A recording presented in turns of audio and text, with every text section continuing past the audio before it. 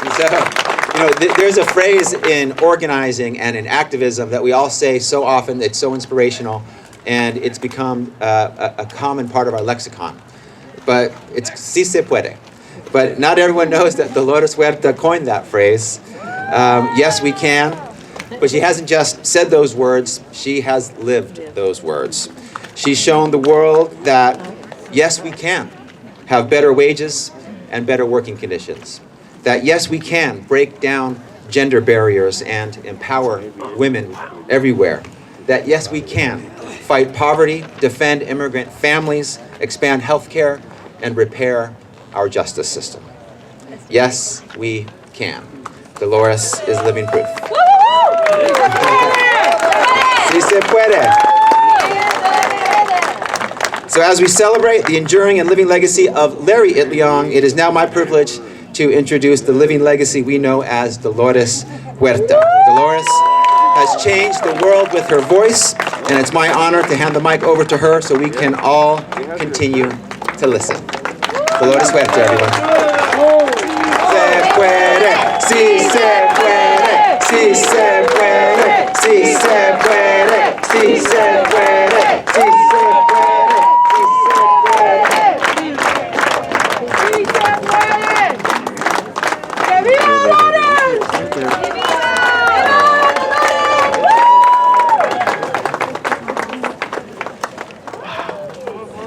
Wow.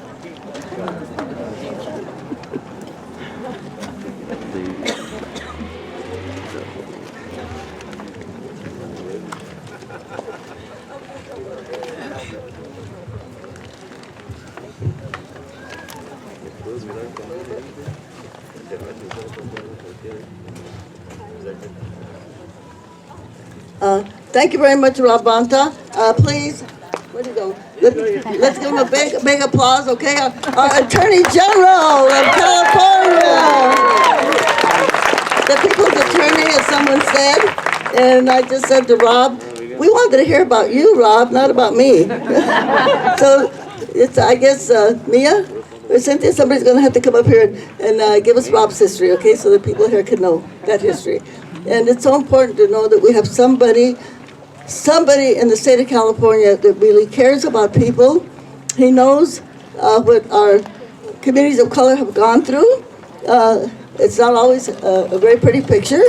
And somebody here that has the guts to go out there and make a difference, okay? Yeah. And we're going to see that, and we're going to need to work very, very hard to make sure that he gets reelected next year, okay? Thank you very, very much. Well, again, I want to thank Mari and Arturo and all of the committee here and everybody that's been here today to celebrate Larry Itliong. Larry Itliong, the first vice president of the United Farm Workers. And I'm going to give you all a little history lesson, okay? How did Larry Itliong get involved with our farm worker movement? Well, I do have to say that I have the great honor, and I will brag about it, that I organized Larry Itliong. So before the United Farm Workers, Cesar Chavez and myself belonged to another organization called the Community Service Organization. And there were farm workers that had been killed in Stockton, some of the Bracero workers. So we started a farm worker chapter, and I was put in charge of that chapter. And so I formed an organization called AWA, Agricultural Workers Association. So I had an Okie organizer, I had a black organizer, I had a Mexican organizer, but hey, we need a Filipino organizer. So growing up in Stockton, California, I had a lot of my friends who were Filipino, and so everybody that I knew, I would say to them, I am looking for a Filipino organizer. And everybody gave me one name. You gotta find Larry Itliong. You gotta find Larry Itliong. So I found him. I found Larry Itliong. He was living in a place called Conway Homes. It was a new development of houses that they had built.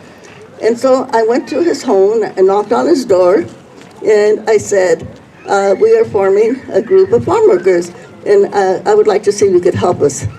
I had a house meeting with him, because that's the way that we organize in the farm worker movement, with Larry and his then wife. And so I was able to get him to join. So Larry helped me, and with our other organizers, we were able to organize quite a large group of workers. We had a couple of hundred farm workers. So we had some, I'm trying to make the story shorter, but we had some priests that were helping us, and they went to Washington, D.C., and they talked to the head of the AFL-CIO, George Meany. And so they sent a representative down to see if we really had some workers organized. And when they saw how many people we had, they were very, very impressed. Not only in our farm workers, we had an integrated group. We had the Mexican workers, the Filipino workers, the Anglo workers, the Okie workers also, and of course the Mexicans. So they sent an organizer out there, and we set up an organization called AWOC, Agriculture Workers Organizing Committee. So our committee, AWA, became AWOC. So I was in charge of doing some of the hiring. So all the people that have been helping me, the volunteers, we hired them. So we hired Larry, along with some of the other organizers. Now, this is kind of an important issue. Larry Itliong and some of the other Filipino brothers, they were all crew leaders or labor contractors. So what they decided that what they would do is that they would start trying to organize the workers through the labor contractor system. But that didn't work. That worked really good with the Filipinos, because the Filipinos, they always negotiated with the growers. They got better wages. They also provided their own cooks, so they couldn't rip them off on the food. But that didn't work so well with the Mexican workers. So I left, and Larry stayed behind. Larry and I always kept our relationship. When I came to Delano then, because Cesar was doing the same thing in Oxnard, organizing workers, and he turned them over to another group and then fell apart. And so that's when Cesar said, we have to start our own union, which we did. But Larry and I always kept our communications and our relationships. So when I would go to Stockton, I would call Larry. When Larry would come to Delano, he would call me, because I had moved down to Delano from Stockton at that point in time. So when they were going to do the strike in Delano, Larry called me. They had just had a strike in Coachella, and the strike had been very successful. They got a wage increase up to $1.25 an hour. At that point, the workers were only earning about 70 cents an hour, and but with that strike, they went up to $1.25. And so Larry called me and said, we're thinking of doing a strike in Delano. And there was a lot of friction, because some of the workers said, we just had a strike. We don't want to go into another strike, you know? I remember one of the brothers saying, our pockets are empty. He pulled his pockets out of his pants. He said, our pockets are empty. We don't want to go on strike. So we weren't sure exactly how strong that strike was going to be. So the brothers went on strike on September the 8th. And then we thought, well, we'll wait and see what's going to happen. See, is it going to be a work stoppage or a real strike? Well, the Filipino brothers were met with such brutality. They were getting beaten up by some of the grower representatives. They shut off the lights and the gas and the water in the labor camps, so they couldn't even cook. They didn't even have water. And so the strike was on for about a week, and so we met with our executive board of the National Farm Workers Association, and we took a vote. Are we going to support the Filipino brothers, or are we going to wait? So we said, no, we're going to support them. And I have to say this too about Helen Chavez. We don't mention Helen a lot.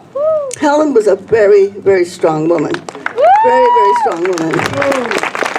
So when we took that strike vote, I think we had about $700 in our bank account. That's all the money that we had for the National Farm Workers Association. And so we knew when we took that vote to support the strike that it was going to be hard times for everybody. And Cesar brought Helen into that meeting. She was not a board member. And so we went around the room, all of the officers took a vote to support the strike. And when we got to Helen, we all kept our breath because we didn't know what she was going to say. And then she said, Of course, we have to support the Filipino workers. We're a union, aren't we? We're a union, aren't we? And so that was it, okay? So, of course, the rest is history.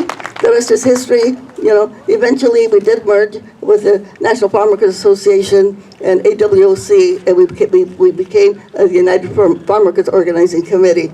But, you know, I say this with pride, that I was able to organize Larry Itliong. A lot of things have been said about Larry today, about how tough he was, how courageous he was. I have to say one thing about Larry. I never, ever, in my presence, ever heard him swear. Never, never. He was very, very polite with women, you know, always very, very courteous. But we all knew that Larry was very, very tough, okay? He was such a strong leader. The other thing that happened during the strike, of course, we had a hiring hall. And Larry had a lot of pressures on him because the way that the system used to work before, the crew leaders, they would be able to get money off of the boxes that the workers picked. Every box of grapes that the workers picked, the crew leader got money from every box. But they couldn't do that anymore. So we didn't have that system anymore. And so the other thing that we did is we integrated the crews. So the Filipino workers, the Mexican workers, the Puerto Rican workers, the black workers, they all mixed together. And guess what happened? A lot of marriages came out of that.